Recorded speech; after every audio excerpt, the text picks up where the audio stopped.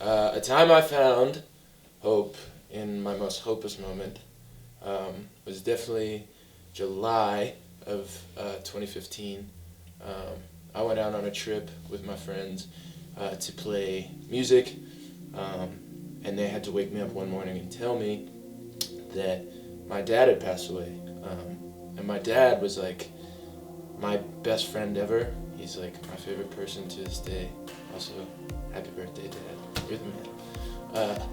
But he was just the guy I modeled my life after. He was my closest friend. I told him everything. We hung out all the time. I would ditch my friends to hang out with him, and he was just the best.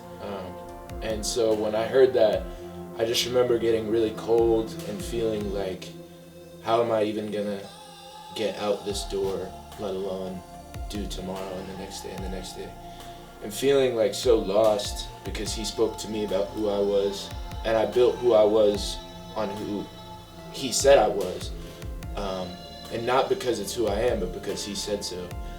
So after that year, I had a really dark year of finding out if I was who my dad said I was.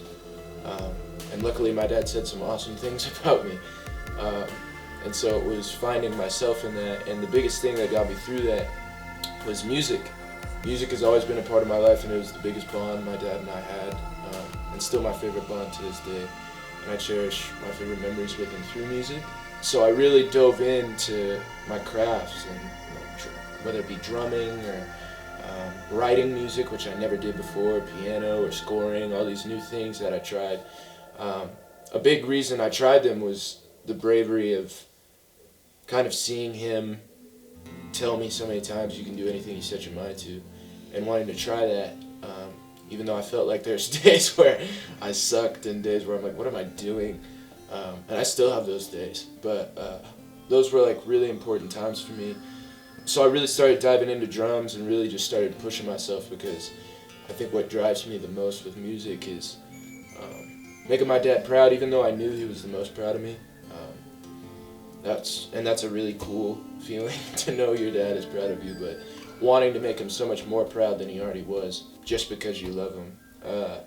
So I went through the year 2016 and was really just struggling, really feeling suffocated and feeling so much anxiety and so much fear, like of physical death, fear of just emotionally dying in ways, spiritually dying, like not knowing who God was, not knowing what anything was, what God was. Just every question I had in the book was asked and went without answer for quite a long time. And I think the biggest thing that got me through that was music. And that's where music became my best friend in place of my dad. Nothing could replace my dad, but music kind of stepped into that void and accepted that role. And that was really big to me, because to me music is more than just notes or sounds. It's like a relationship. I can talk to music and music will talk back to me. I can pour my heart out to music and music will validate me. Music will listen to me. Music will inspire me. And music loves me, and that's how I see it, and I love music. And so songwriting and drumming and all those things started becoming a really big deal to me. And it's what I needed to survive, and it still is. The reason I drum like 5 or 6 hours a day, and then when I'm not drumming, I'm making music or I'm writing music, is because that's what I need for my heart to like sing, and like beat.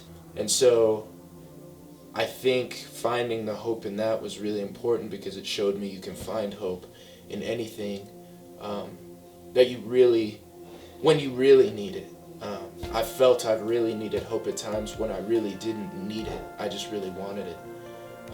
But when I really needed it, music was there to show me, like, I hear you, and I see you, and I love you, and I'm gonna be here, and you can just play, and I'll listen.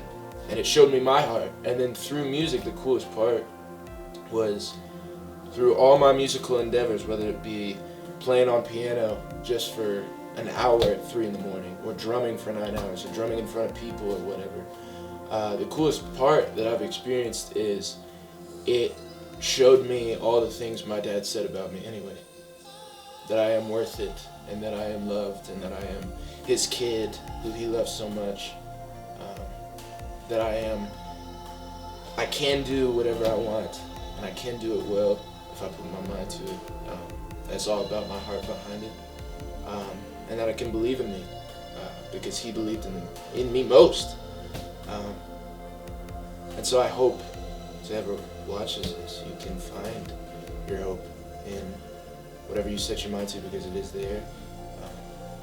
And it is a beautiful thing to not have hope as much as it feels like it's not, because that gives you like the opportunity to experience very deep hope in such a unique and such a beautiful way. Yeah.